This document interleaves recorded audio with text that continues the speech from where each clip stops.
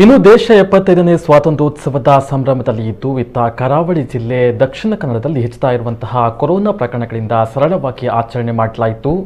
ಜಿಲ್ಲಾ ಕೇಂದ್ರ ಭಾಗವಾದ ಮಂಗಳೂರು ನೆಹರು ಮೈದಾನದಲ್ಲಿ ಜಿಲ್ಲಾಡಳಿತದ ವತಿಯಿಂದ ನಡೆದಂತಹ ಸರಳ ಸಮಾರಂಭದಲ್ಲಿ ಸಚಿವ ಅಂಗಾರರು ಧ್ವಜಾರೋಹಣಗೈದು ಗೌರವ ವಂದನೆ ಸ್ವೀಕಾರ ಮಾಡಿದರು.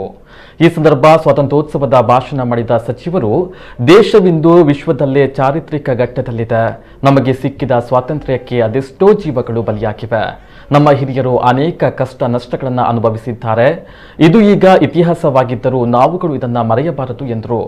ಕೊರೋನಾ ಮಹಾಮಾರಿಯ 3ನೇ ಅಲೆ ಎದುರಿಸಲು ನಾವು ಸಿದ್ಧರಾಗಬೇಕಾಗಿದೆ. ಉದಾಸೀನತೆಯನ್ನ ಬಿಟ್ಟು ಎಚ್ಚೆತ್ತುಕೊಂಡು ತಜ್ಞರು ತಿಳಿಸಿದ ಮತ್ತು ಸರ್ಕಾರ ನಿಗದಿಪಡಿಸಿದ ಮಾರ್ಗಸೂಚಿಗಳನ್ನು ಅನುಸರಿಸಿ ನಡೆದುಕೊಳ್ಳಬೇಕಾಗಿದೆ ಎಂದರು.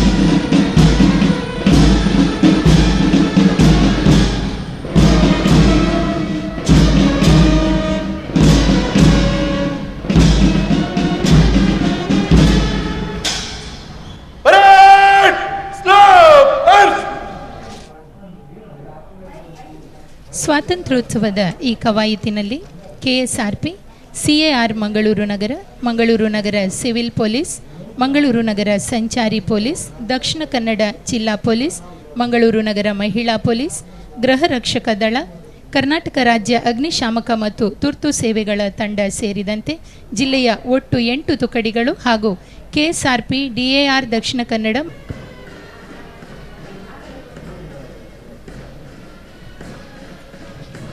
ಮುಂದಿನ ತಂಡ ಮಂಗಳೂರು ನಗರ ಸಶಸ್ತ್ರ ಮೀಸಲು ಪೊಲೀಸರದು. ತಂಡದ ನೇತೃತ್ವ ವಹಿಸಿರುವ ಅನುಕುಮಾರ್ ಎಂಎನ್ ಮೀಸಲು ಉಪನಿರೀಕ್ಷಕರು. ಇವರಿಂದ ಗೌರವ ರಕ್ಷೆಯ ಸಲ್ಲಿಕೆ. ಇದೀಗ ನಾಗರಾಜ್ ನೇತೃತ್ವದ ನಗರ ನಾಗರಿಕ ಪೊಲೀಸ್ ಪಡೆಯ ತಂಡದಿಂದ ಗೌರವದ ವಂದನೆ. ಮುಂದಿನ ತಂಡ ಮಂಗಳೂರು ನಗರ ಸಂಚಾರಿ ಪೊಲೀಸರದು. ಮನೋಹರ್ ಪಿ, ಪ್ರೊಬೆಷನರಿ ಪೊಲೀಸ್ ಉಪನಿರೀಕ್ಷಕರು, ಪಣಂಬೂರು ಠಾಣೆ. ಇವರು ಗೌರವ ರಕ್ಷೆಯನ್ನು ಸಲ್ಲಿಸುತ್ತಿದ್ದಾರೆ. ಪೊಲೀಸ್ ವಾದ್ಯವೃಂದದಿಂದ ಗೌರವ ವಂದನೆ.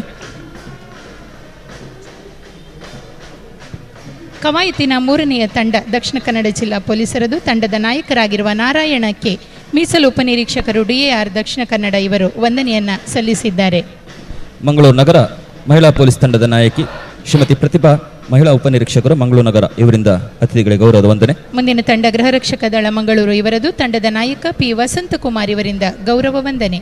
ಕವಾಯತಿನ ಕೊನೆಯಲ್ಲಿ ಕರ್ನಾಟಕ ರಾಜ್ಯ ಅಗ್ನಿಶಾಮಕ ಮತ್ತು ತುರ್ತು ಸೇವೆಗಳ ತಂಡದ ನಾಯಕ ಸ್ಥಾನದಲ್ಲಿದ್ದುಕೊಂಡು ವಂದನೆಯನ್ನು ಸಲ್ಲಿಸುತ್ತಿರುವವರು ಅಗ್ನಿಶಾಮಕ ಠಾಣಾಧಿಕಾರಿ ಎಂ ಗೋಪಾಲ ಇವರು.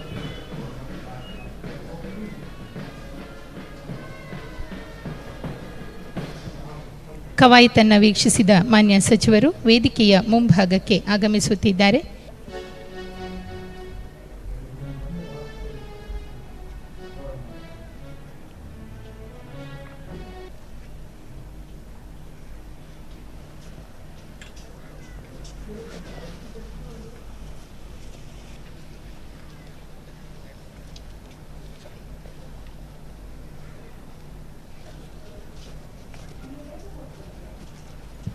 ಶತಮಾನಗಳ ಹಿಂದೆ ಮೆಕಾಲೆ ಮುಂತಾದ ಅನೇಕ ವಿಚಾರಗಳಿಂದ ಮಂಕು ಕವಿದ ಭಾರತಕ್ಕೆ 1947 ಆಗಸ್ಟ್ 15ರಂದು ಸ್ವಾತಂತ್ರ್ಯ ಸೂರ್ಯನೊಂದಿಗೆ ಮತ್ತೆ ಬೆಳಕು ಬಂದಿದೆ. ಪ್ರತಿಯೊಬ್ಬ ದೇಶವಾಸಿಯೂ ಯೋಚಿಸಬೇಕು. ಮಹಾಪುರುಷ ಬುದ್ಧ ನುಡಿದಂತೆಯೇ ಕೇವಲ ನಮ್ಮ ಪ್ರಯಾಣದಿಂದ ಯಾವುದನ್ನೇ ಒಪ್ಪಬೇಡ. ವಿಚಾರವಂತನಾಗು, ನೀನು ನಿನಗೆ ಬೆಳಕಾಗು. ಅದರಂತೆ ನಾವೆಲ್ಲರೂ ಕೂಡ ಸ್ವಾವಲಂಬಿಗಳಾಗಿ, ಸ್ವಾಭಿಮಾನಿಗಳಾಗಿ, ಆತ್ಮನಿರ್ಭರ ಭಾರತದೆಡೆಗೆ ಹೆಜ್ಜೆ ಇಡೋಣ. ಕೊನೆಯದಾಗಿ ಮತ್ತೊಮ್ಮೆ ಜಿಲ್ಲೆಯ ಮಹಾಜನತೆಯಲ್ಲಿ ನನ್ನ ನಿವೇದನೆ, ಕೊರೋನಾ ಮಹಾಮಾರಿಯ 3ನೇ ಅಲೆ ಎದುರಿಸಲು ಸಿದ್ಧರಾಗೋಣ.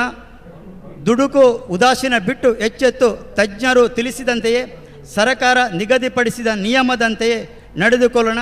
ಇಂತಹ ಕಷ್ಟಕಾಲದಲ್ಲಿ ಮುಂದಿನ ಪೀಳಿಗೆ ಮಕ್ಕಳಿಗೆ ಮನೆಗಳಲ್ಲಿ ಒಳ್ಳೆಯ ಶಿಕ್ಷಣ, ಸಂಸ್ಕಾರ ಸಿಗುವಂತೆ ಪ್ರಯತ್ನಿಸೋಣ.